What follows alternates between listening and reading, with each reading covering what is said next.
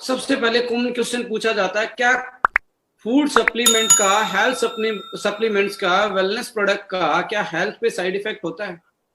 देखिए, side effect जब हम बात करते हैं, साइड इफेक्ट का दो, यहाँ आप लोगों की जो कॉमन कॉन्शियसनेस है, मुझे उससे ये समझ में आता है कि आप तो ये तो डर नहीं लगता क्या इसके खाने से मुझे और कोई बीमारी तो नहीं आ जाए, इससे शरीर में और कोई इफेक्ट तो नहीं आ जाए।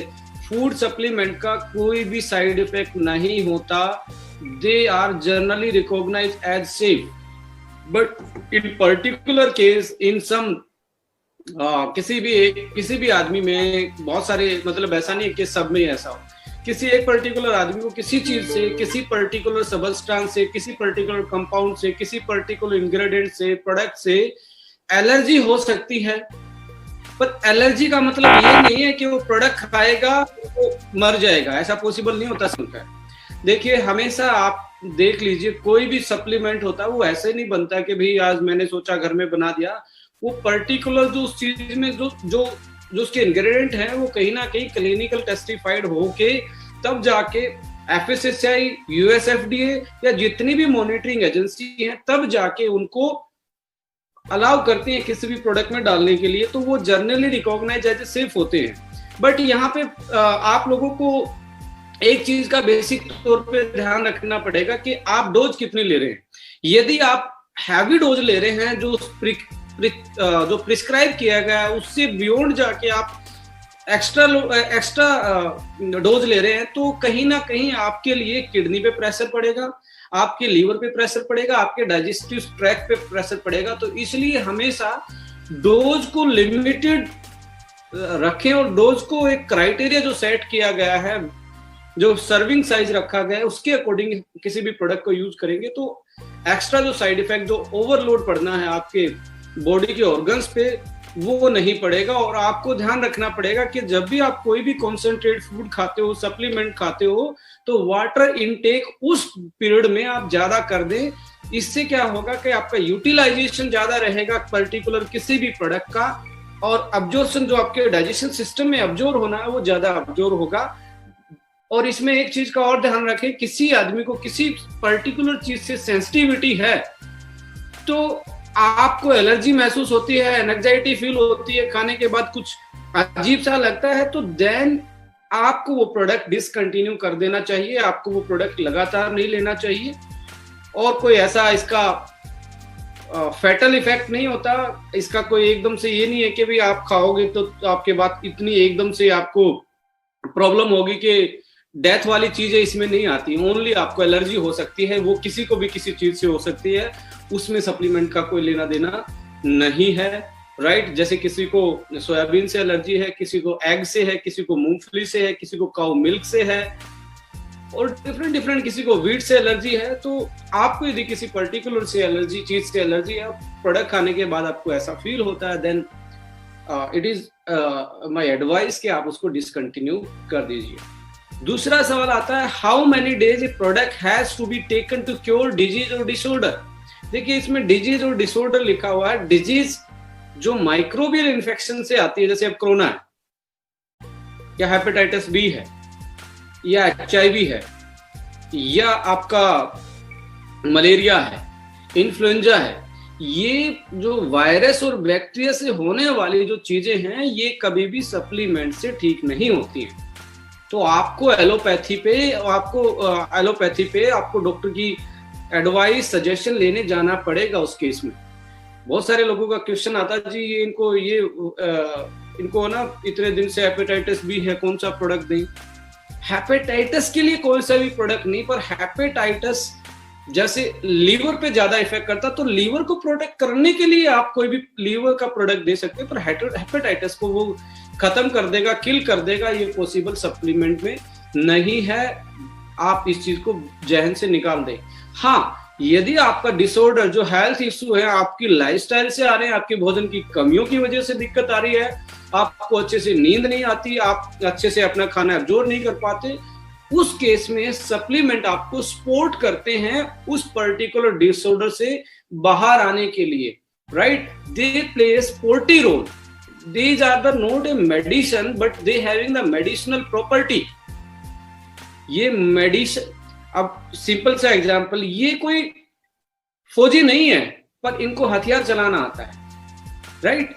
कि आप ये बोलो जी ये तो मेडिसिन है, मेडिसिन नहीं है, मेडिसिनल ग्रेड होना और मेडिसिन दोनों में डिफरेंस होता है। तो अब हाउ मेनी डेज, अब कोई भी सप्लीमेंट है, आप जितने भी एक एवरेज जो स्टडीज कहती है या एवरेज जो साइंस कहती है न्यूट्रिशन साइंस में, आपको कोई भी सप्लीमेंट मिनिमम 45 डेज से 60 डेज तक खाना चाहिए और मैक्सिमम 90 डेज के बाद उसको बंद कर दें, क्योंकि जो उसने अपना हेल्थ बेनिफिट उससे जो मिलना था आपको वो मिल चुका होता है। उसके बाद आपको उसको खाने की जरूरत नहीं है। You can change the supplement, आज कुछ खा रहे हैं, 1-1.5 महीने 2 महीने के बाद आप दूसरा कुछ खा सकते हैं कि आप उसके जो बेनिफिट आपको मिलने थे वो मिल चुके हैं, दूसरा आप स्टार्ट कर सकते हैं। बट मैक्सिमम 90 डेज, मिनिमम आप 45 और 60 डेज के अराउंड इन चीजों को यूज कर सकते हैं।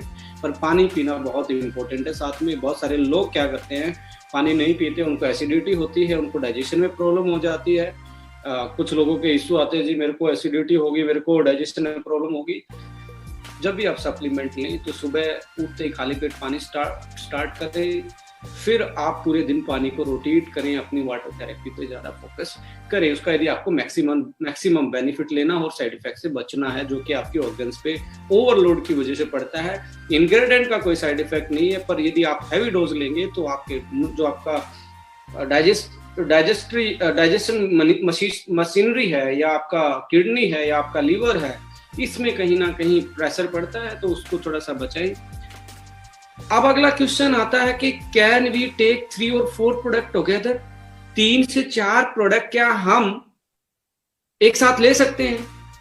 मेरा मानना है एक साथ नहीं ले सकते, बट पूरे दिन में आप खा सकते हैं 3 प्रोडक्ट, 2 प्रोडक्ट, 4 प्रोडक्ट मुझे लगता है कहीं ना कहीं मैक्सिमम हो जाते हैं। यदि आप जनरल लाइफ है आपकी, कोई ज्यादा जिम वगैरह नहीं जाते, ज्यादा मसल्स पे वर्कआउट नहीं करते, फिजिकल वर्कआउट नहीं करते, तो आप 1 से 2 सप्लीमेंट को ही अपना 3 से 4 जाने की जरूरत नहीं है। और 3 से 4 भी यदि कोई किसी को अपने अकॉर्डिंग स्टैंडर्डाइज किया, किसी ने खाने भी है, तो आपको प्रॉपर गैप जरूर होना चाहिए कि 2-3 घंटे, 3-4 घंटे के आसपास का गैप आपको मेंटेन रखना चाहिए।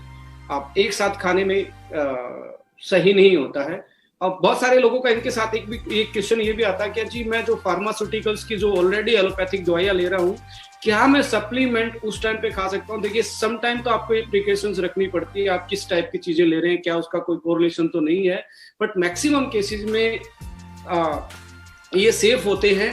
आपको एलोपैथी और सप्लीमेंट की जो डोज है उसमें मिनिमम से मिनिमम 3 से 4 घंटे का गैप रखना चाहिए। आप अपने टाइम को एंटर कर लीजिए, 3 से 4 घंटे का गैप रख के करेंगे तो आप उनकी क्रॉस रिएक्टिविटी से या उसका कोई साइड इफेक्ट आपकी बॉडी पे यदि एलोपैथी के साथ वो क्रॉस लिंकिंग में आता है या क्रॉस रिएक्शन होती है तो उससे आप बच सकते हैं, राइट? अगला सवाल मैं लेना चाहूंगा, एक सवाल है कि what is difference between shampoo and hair wash. ये जनरल सा है। देखिए, दोनों की कैटेगरी एक ही है। शैम्पू एक जनरल वही चीज है जो हेयर को, शैम्पू भी वॉश करता है और हेयर वॉश भी है, पर हेयर वॉश हमेशा एक लग्जरी वाला आइटम है, उसमें फ्रेगनेंस, उसमें हेयर वॉश होता है, उसको आराम से आप कैरी करके ले जा सकते हैं। ये एक नई जमाने की टर्म है हेयर वॉश। होता वो शैम्पू है बट अपग्रेडेड शैम्पू होता है, राइट? नेक्स्ट क्वेश्चन है, what product do you recommend in heart related problem such as blood clotting, cholesterol, high and low BP? देखिए, हमने जो हार्ट फ्यूल जो प्रोडक्ट डिजाइन किया है वो मैक्सिमम इन्हीं चीजों को देखते हुए हमने डिजाइन किया, क्योंकि जो कार्डियक फंक्शन है आज हमारा, उसमें कहीं ना कहीं हमें दिक्कत आती है बीपी की, कहीं आपको अर्थरोस्क्लेरोसिस जिसको ब्लड क्लॉटिंग बोलते हैं, अंदर थक्का जम जाना, जो कैपिलरीज के जो ब्लड फ्लो को कम कर देता है, यानी कि रुकावट पैदा कर देता है, और समटाइम उसकी वजह से आपको हार्ट अटैक आना, ये सारी चीजें होती हैं, और हार्ट फेलियर होना। हाई कोलेस्ट्रॉल मैं हमेशा बोलता हूँ, कोलेस्ट्रॉल को कम करने की तरफ मत भागे, ये मत देखें इसमें कोलेस्ट्रॉल है या नहीं है, आपको हेल्दी फैट खाना चाहिए।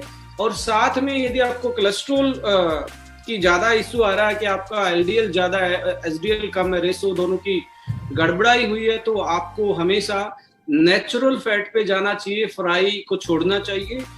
जैसे कि आपके ड्राई फ्रूट्स हैं, जैसे कि आपके ऑयली सीड्स हैं, आप जनरली आपके घरों में जो ऑयली सीड्स आते हैं, तिल है, आप देखेंगे फ्लैक्स सीड है, मगज आते हैं जो लड्डुओं में डलते हैं, ये ऐसी चीजें हैं, पंपकिन सीड है, बादाम है, अखरोट है, और अलग अलग टाइप के जो ड्राई फ्रूट है, यदि आप 1-1.5 महीना साथ में हार्ट फ्यूल के लेना स्टार्ट करेंगे तो आपका कोलेस्ट्रॉल भी बैलेंस हो जाएगा। हाई और लो बीपी, देखिए हाई और लो बीपी यहाँ पे आप सप्लीमेंट में एक क्या बोलते हैं, हमारे यहाँ वीकनेस भी होती है कि न्यूट्रिशन से आप सारी चीजों को बैलेंस नहीं कर सकते।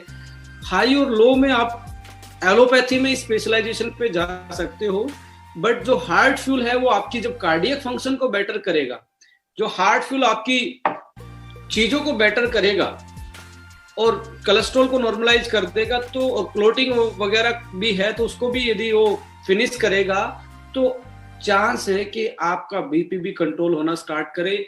हमारी अभी तक की जो प्रैक्टिस रही है सप्लीमेंट की ओके लाइफ केयर में, हमने देखा है कि हार्ट फ्यूल के साथ यदि आप ब्रेन फ्यूल लेना स्टार्ट करेंगे तो आपको बीपी में बहुत ज्यादा मतलब अच्छे उसको रिकवर करने के लिए, उसको नॉर्मल करने के लिए आपको बहुत अच्छे रिजल्ट मिलेंगे, right. Is omega flax veg और नॉन वेज? ये भी पीछे से क्वेश्चन आया था अभी, क्योंकि हमारी इंडिया में बहुत सारे धार्मिक चीजों को माना जाता है, हर किसी के धर्म में मजहब में अलग अलग एनिमल अलग अलग चीजों को पूजा जाता है, तो यहाँ पे वेज और नॉन वेज का भी बड़ा इशू रहता है।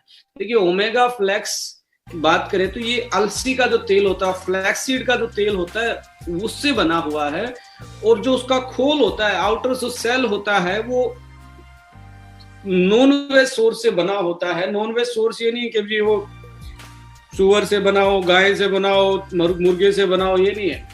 उसके लिए सी फूड बहुत सारे ऐसा आता है जो सी फूड के ऊपर का जो कवर होता है उससे वो जिलेटिनस सबस्टांस निकाल के उससे बनाया जाता है। बट आपको यदि कोई प्रॉब्लम है बट वो चीज खाना चाहते हैं और आपका धर्म आपके बीच में आ रहा है, तो आपको क्या करना चाहिए, उस फ्लैक्स ऑयल में आपको पंचर करके उसको निकाल लें, किसी जूस में, लस्सी में, दूध में या किसी भी चीज पे निकाल के आप यूज कर सकते हैं, और खोल को फेंक सकते हैं। और खोल में ऐसा कोई चीज बाकी नहीं रहता उसकी प्रोसेसिंग के बाद कि वो उसमें मिल जाए या घुल जाए, नहीं घुलता है। जेलेटिन और ऑयल दोनों अलग होते हैं, प्रोटीन और फैट दोनों अलग होते हैं, एक दूसरे के साथ घुलते नहीं है, right. What is the source of gelatin? मैं बता चुका हूँ, जेलेटिन का मैक्सिमम सोर्स इंडिया में सी फूड के जो आउटर स्केलेटन होते हैं, एक्सोस्केलेटन हम बोलते हैं, उनसे लिया जाता है और सी वीड से इसको निकाला जाता है, right. Orthomega is non vegetarian. देखिए आप जब ऑर्थोमेगा के कंपोजिशन पे जाएंगे तो इसमें एक हमने कोलाजन पेप्टाइड यूज किया है। कोलाजन पेप्टाइड को का नेचुरल जो सोर्स होता है वो नॉन वेज से ही होता है, आप उसको डिनाई नहीं कर सकते। यदि आपको दिक्कत है, आपको कार्टिलेज में प्रॉब्लम है, तो एज ए मेडिसिन खा रहे हो आप उसको, नॉन वेज थोड़ा ना, आप उसको एज ए एनिमल को मारकर थोड़ा ना खा रहे हो, तो एज ए मेडिसिन ले। इसमें मेडिसिन में धर्म और कर्म कहीं नहीं आता। आपको अपनी बीमारी को ठीक करना, अपने डिसऑर्डर को ठीक करना, आप अपने इंटरेस्ट के लिए नहीं खा रहे उसको।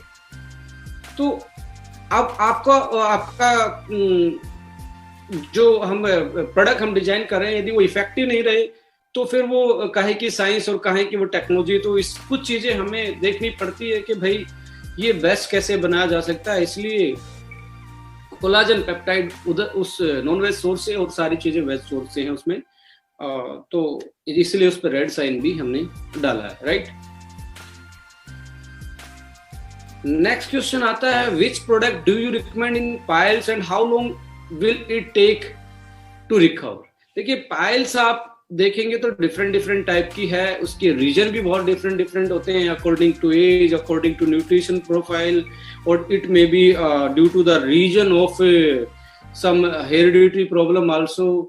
आपका कॉन्स्टिपेशन भी रीजन हो सकता है, आपकी सीटिंग जो भी दिक्कत हो सकती है, आपका अल्कोहल ज्यादा लेना भी उसका रीजन हो सकता है, आपका मोटापा भी उसका रीजन हो सकता है, आपकी स्ट्रेस के कारण भी वो डाइजेशन में प्रॉब्लम करता है, आपके एसिडिटी ज्यादा बनती है। तो पर्टिकुलर रेक्टम वाले पोर्शन पे जहाँ पे पाइल्स आप बोला जाता है, उस वाले प्रेशर, उस पे ज्यादा प्रेशर पड़ता है और वो कैपिलरी जो होती है, जो बहुत फाइन होती है, बहुत स्मूदर होती है, वो रप्चर हो जाती है और डेली की डेली वो रिकवर होने में मतलब पॉसिबल नहीं हो पाता। और डेली की डेली आप जब भी फ्रेश होने जाते हैं तो ब्लीडिंग आना ये कॉमन चीज हो जाती है। इससे बचने के सबसे अच्छी चीज क्या है कि आपको सप्लीमेंट के साथ साथ यदि आप अपनी जो आपकी लाइफस्टाइल में जो दिक्कतें हैं, आदतें हैं, उसको सुधारेंगे, लाइक ज्यादा पानी पीना, लाइक रफेज यानी कि सैलेड ज्यादा यूज करना, सैलेड भी खाने के साथ नहीं, खाने से पहले यूज करना, जैसे पपाया है, जैसे कुकम्बर है। आप एलोवेरा भी 2-3 बार दिन में जूस बना के पी सकते हैं। एलोवेरा को, पपाया को आप मिक्स करके दोनों का जूस बना के आराम से पी सकते हैं, जिससे आपका पेट साफ रहे। और आप मिल्क वाली चीजें को अवॉइड करिए, शुगर वाली चीजों को अवॉइड करें और हाई फ्राई वाली चीजों को अवॉइड करें जब आप पाइल्स को ट्रीट कर रहे हैं, पाइल्स को क्योर कर रहे हैं, राइट। और एंटी पाइल्स में हमारे 2 टाइप के कैप्सूल हैं। इसमें पहला जो ग्रीन वाला जो कैप्सूल है उसका काम है आप लग्जेटिव इफेक्ट देना। लग्जेटिव का मतलब यहाँ होता है कि आपके पेट को साफ करना, हल्के से लूज मोशन लगाना।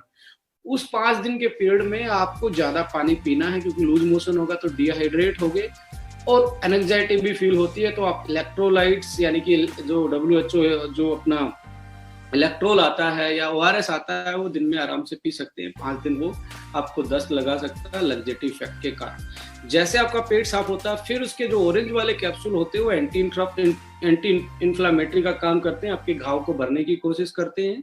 बट यदि आप पानी छोड़ देते हो, आप सैलेड ज्यादा नहीं खाते, आप मिल्क वाली चीजें ज्यादा यूज कर रहे हैं, शुगर वाली चीजें ज्यादा यूज कर रहे हैं, दोबारा से कॉन्स्टिपेशन होगा। तो थोड़ा सा आपको आपके फूड हैबिट्स पे भी ध्यान रखना पड़ेगा और थोड़ा सा जो 2-4 योगा होते हैं जो जनरली पेट पे हाथ रख के और मुड़ने वाले जो होते हैं उसको करेंगे तो और ज्यादा जल्दी ठीक होने के चांस है। और यूट्यूब पे आप देख सकते हैं कि पाइल्स को कंट्रोल करने के लिए किस टाइप का योगा करना चाहिए, वो भी आपके लिए बहुत सारा हेल्पफुल रहेगा, राइट।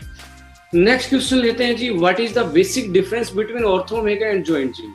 यस, ये भी बहुत बार क्वेश्चन आता है क्योंकि हम जॉइंट जिम भी बताते हैं, ऑर्थोमेगा भी बताते हैं। देखिए, ऑर्थोमेगा और जॉइंट जिम में बेसिक डिफरेंस क्या है। यदि आपका एज रिलेटेड प्रॉब्लम क्या है कि आपका कार्टिलेज लिगामेंट में चोट लगने की बजाय या बढ़ती एज के बजाय या मोटापे की वजह से, एक्स्ट्रा प्रेशर पड़ने की वजह से यदि आपके लिगामेंट और आपके कार्टिलेज पे ज्यादा इफेक्ट पड़ रहा है तो उस केस में आपको ऑर्थोमेगा लेना चाहिए।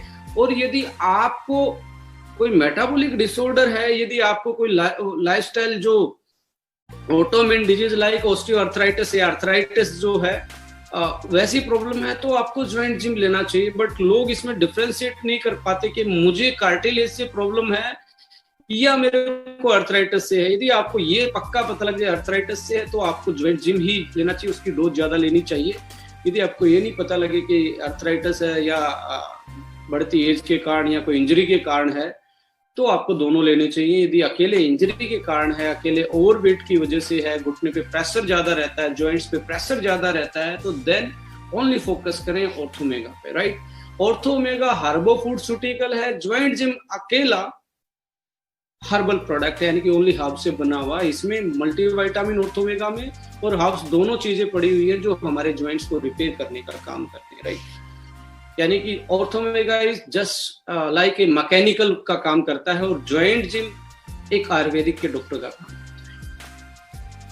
To whom can we give Orthomega and Joint Gym, मैं इसको कवर कर चुका हूँ। अगला क्वेश्चन लेते हैं, what product do you recommend in kidney stone and what are the dosages. Dosages तो हमेशा मैं बताना चाहूंगा कि आपके डिब्बे पे, हर डिब्बे पे लिखा होता है कि कितनी डोज लेनी है। तो आप डोज तो डिब्बे पे लिखा होता है और एक PDF भी स्पोर्ट के लिए हमने बना रखी है। किडनी स्टोन में देखिए, किडनी स्टोन भी एक टाइप का नहीं होता। हो सकता है कि वो यूरिक एसिड की वजह से हो सकता है कि वो